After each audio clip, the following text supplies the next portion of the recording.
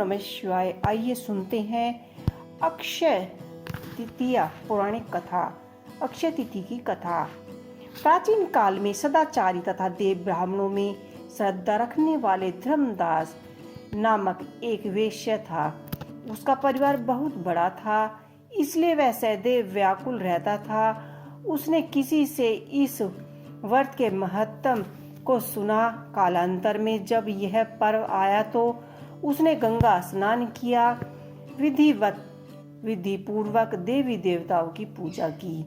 गोले के लड्डू, पंखे, जल से भरे हुए घड़े, जौ, गेहूं, नमक, सूत, दही, चावल, गुड़, सोना तथा वस्त्र आदि दिव्य वस्तुएं ब्राह्मणों को दान में दी। स्त्री के बारे में मान करने, कुटुंबजनों से चिंतित रहने से तथा बुढ़ापे के कारण अनेक रोगों से पीड़ित होने पर भी वह अपने धर्म और दान पुण्य में विमुख न हुआ। वहीं वेश्या दूसरे जन्म में कुशावती का राजा बना। अक्षय तिथि के दान के प्रभाव से ही वह बहुत ही धन तथा प्रतापी बन गया।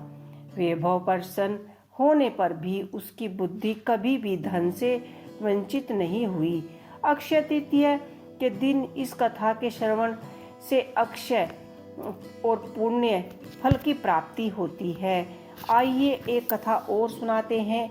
अक्षय तिथि की एक कथा के अनुसार प्राचीन काल में एक धर्मदास नामक वेश्या था। धर्मदास अपने परिवार के साथ एक छोटे से गांव में रहा करता था। वह बहुत ही गरीब था। वह हमेशा अपने परिवार के भरण पोषण के लिए चिंतित रहता था। उसके परिवार में कई सदस्य थे। धर्मदास बहुत ही धार्मिक प्राकृतिक का व्यक्ति था।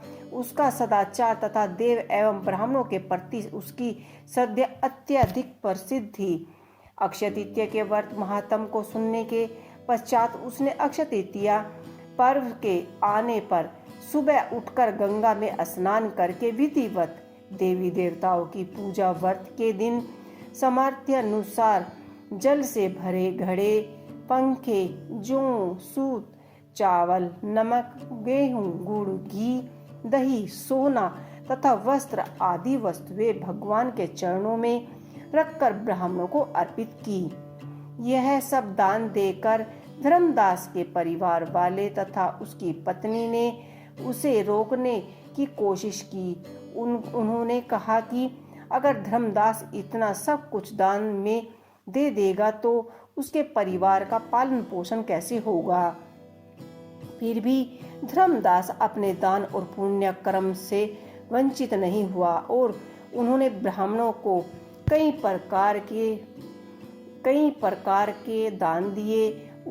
उसने जीवन में जब भी अक्षय तिथि का पर्व आया तो प्रत्येक बार धर्मदास ने विधि से इस दिन पूजा एवं दान आदि कर्म किए। अनेक रोगों से ग्रस्त तथा वृद्ध होने के उपरांत भी उसने उपवास करके धर्म और दान पुण्य किए। यही वेश्य दूसरे अगले जन्म में कुशावती का राजा हुआ। माना जाता है कि अक्षय तृतीया के दिन दान किए गए दान पुण्य व पूजा के कारण वह अपने अगले जन्म में बहुत धनी और प्रतापी राजा बना।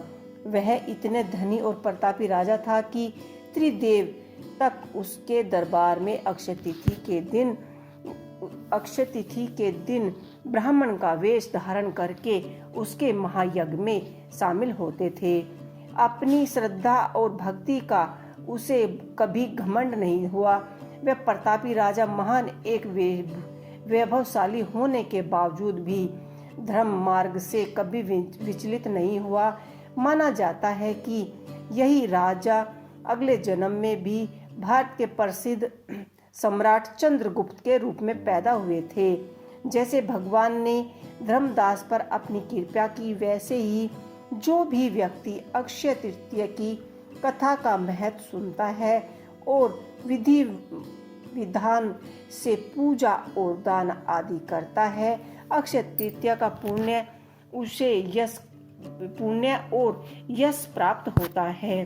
तो दोस्तों, ये थी अक्षय तृतीया की व्रत कथा।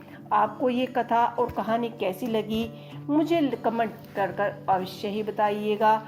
और इसी तरह आपको मिलते हैं और कहानियों के साथ। जय श्री हरि। ओम नमः शिवाय।